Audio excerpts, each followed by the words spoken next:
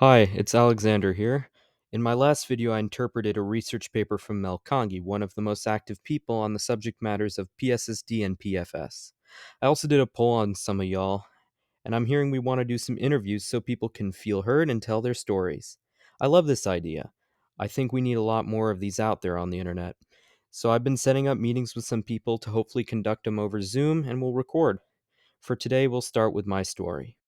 I was originally prescribed Lexapro during my parents' divorce in 2016.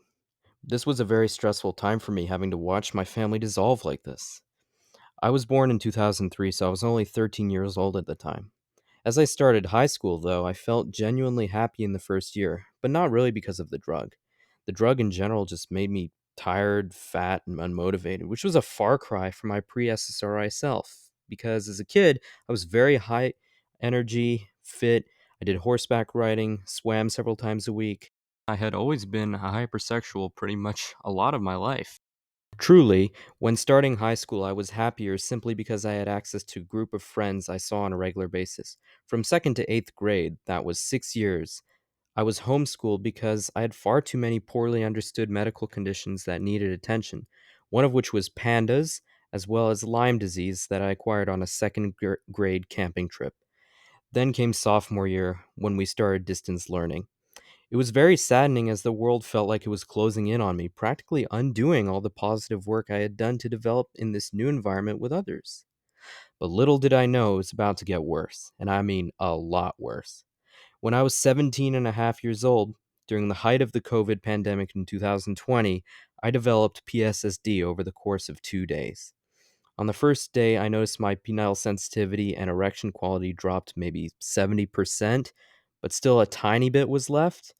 But then I decided I'd go to bed. But then when I woke up the next morning, I woke up feeling totally dead inside. I lost all erogenous feeling and sensitivity there. It felt like touching my forearm. I had no morning wood. I felt totally confused about what on earth had just happened to me.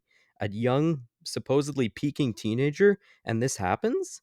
I had been taking 15 milligrams of Lexapro.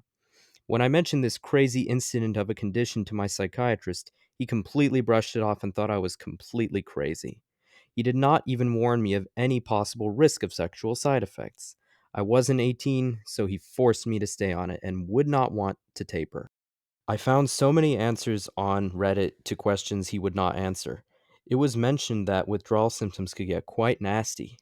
I did not know what PSSD was at the time, so I searched for many terms, and eventually I came across r/PSSD subreddit. I'll put a link to it on my channel homepage.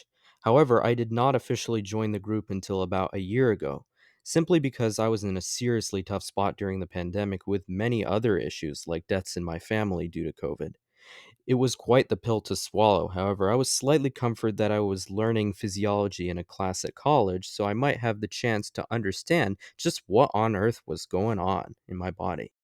Many of the posts on the forum had surprising similarities to my case, so I want to use my knowledge and interpretations to influence the medical community to start recognizing PSSD as an official diagnosis starting from the USA to eventually worldwide in the future as a goal. It is quite fulfilling, honestly, to have a channel where I can allow more people to have their voices heard. Well, I hope you enjoyed my story. If you did, please like, subscribe, and share. I'll start discussing some supplements until the time comes for the interviews. I appreciate your viewership. Thanks for watching.